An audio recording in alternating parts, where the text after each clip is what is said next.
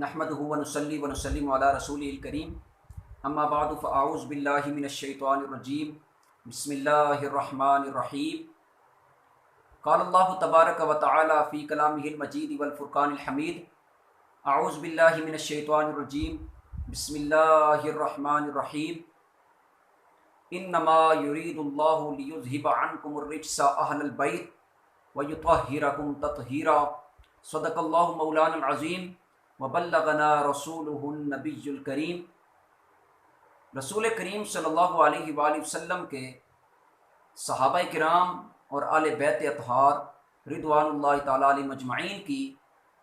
وہ عظیم ذوات ہیں کہ جو رسول کریم صلی اللہ علیہ وآلہ وسلم کے منظور نظر ہیں، اور ان سے محبت، رسول کریم صلی اللہ علیہ وآلہ وسلم سے محبت ہے، اور ان سے بغض و عداوت یقیناً رسول کریم صلی اللہ علیہ وآلہ وسلم سے بغض و عداوت ہے۔ انہی نفوس قدسیہ میں سے ایک شخصیت راکب دوش مصطفیٰ، سید الاسقیاء، سردار نوجوانان جنت، سیدنا امام علی مقام امام حسن المجتبی رضی اللہ تعالی عنہ کی ہے۔ امام حسن مجتبی رضی اللہ تعالی عنہ یقیناً بے شمار فضائل و خصائل و محامد رکھنے والی شخصیت ہیں۔ آپ کی شان ہم کیا بیان کر سکتے ہیں، جن کی شان و عظمت کو اللہ تعالیٰ نے قرآن میں بیان فرمایا ہے،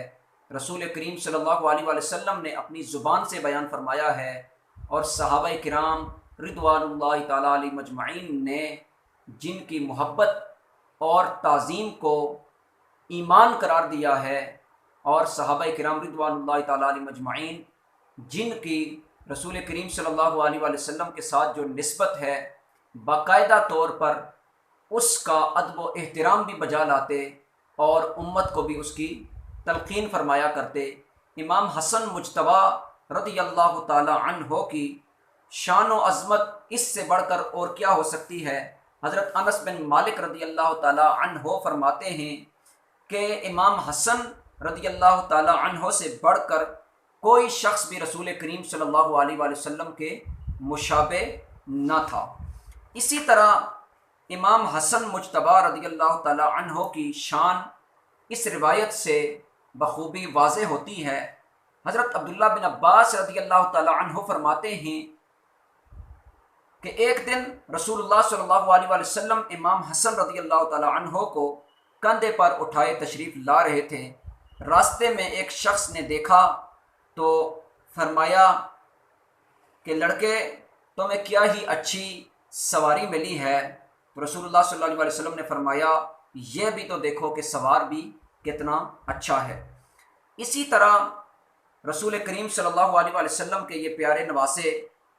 ان کی شان و عظمت کو بیان فرماتے ہوئے حضرت ابو ہریرہ رضی اللہ تعالیٰ عنہ فرماتے ہیں کہ میں ایک دن رسول کریم صلی اللہ علیہ وسلم کے ساتھ گیا، آپ نے مجھے کوئی بات نہ فرمائی اور نہ میں نے آپ سے کوئی بات کی، حتیٰ کہ رسول کریم صلی اللہ علیہ وسلم بنو قینوقا کے بازار میں پہنچے، پھر واپس مڑے اور سیدہ کائنات سیدہ فاطمہ رضی اللہ تعالی عنہا کے گھر تشریف لے آئے اور فرمایا، کیا یہاں بچہ ہے؟ کیا یہاں بچہ ہے؟ یعنی حضرت حسن رضی اللہ تعالی عنہ کی ذات والا صفات۔ حضرت ابو ہریرہ رضی اللہ تعالیٰ عنہ فرماتے ہیں کہ ہم نے یہ گمان کیا کہ شاید ان کی والدہ ان کو غسل کروا رہی ہیں یا ان کو ہار پہنا رہی ہیں۔ کچھ ہی دیر گزری کہ امام حسن رضی اللہ تعالیٰ عنہ دوڑتے ہوئے آئے، اور امام حسن رضی اللہ تعالیٰ عنہ اور رسول کریم صلی اللہ علیہ وآلہ وسلم میں سے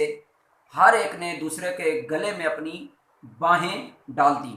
اور پھر رسول اللہ صلی اللہ علیہ وآلہ وسلم نے اللہ تعالیٰ کے حضور دعا کی، اے اللہ، میں اس سے محبت کرتا ہوں اور تو بھی اس سے محبت کر، اور جو میرے اس شہزادے سے محبت کرے، اے اللہ تو اس سے بھی محبت فرما۔ اسی طرح حضرت برا بن عازب رضی اللہ تعالیٰ عنہ سے مروی ہے، وہ فرماتے ہیں کہ میں نے امام حسن مجتبی رضی اللہ تعالیٰ عنہ کو رسول اللہ صلی اللہ علیہ وآلہ وسلم کے کندھے پر دیکھا، اس حال میں کہ آپ فرما رہے تھے اے اللہ میں اس سے محبت کرتا ہوں، تو بھی اس سے محبت فرما۔ اسی طرح امام حسن مجتبی رضی اللہ تعالی عنہ کی شان و عظمت بیان کرتے ہوئے سیدنا صدیق اکبر رضی اللہ تعالیٰ عنہ فرماتے ہیں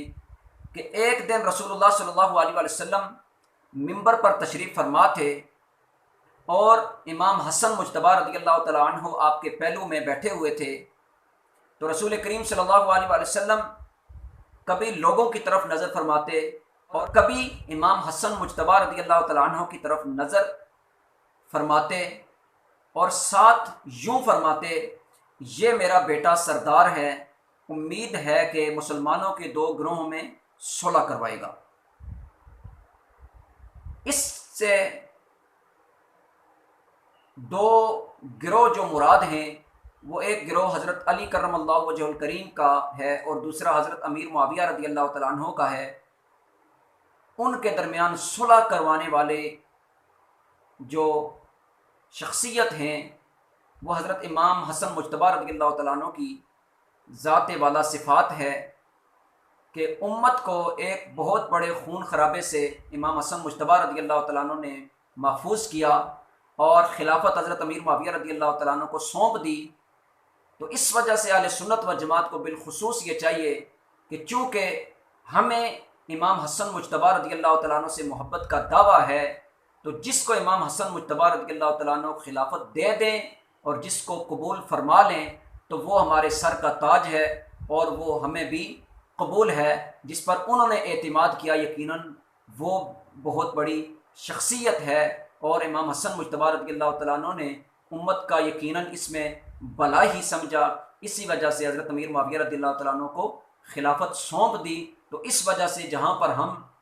امام حسن مجتبی رضی اللہ تعالیٰ عنہ سے محبت کا دم بھرتے ہیں تو وہاں پر حضرت امیر معاویہ رضی اللہ تعالیٰ عنہ کے فضائل و محامد کا بھی تذکرہ کریں اور ان سے محبت کا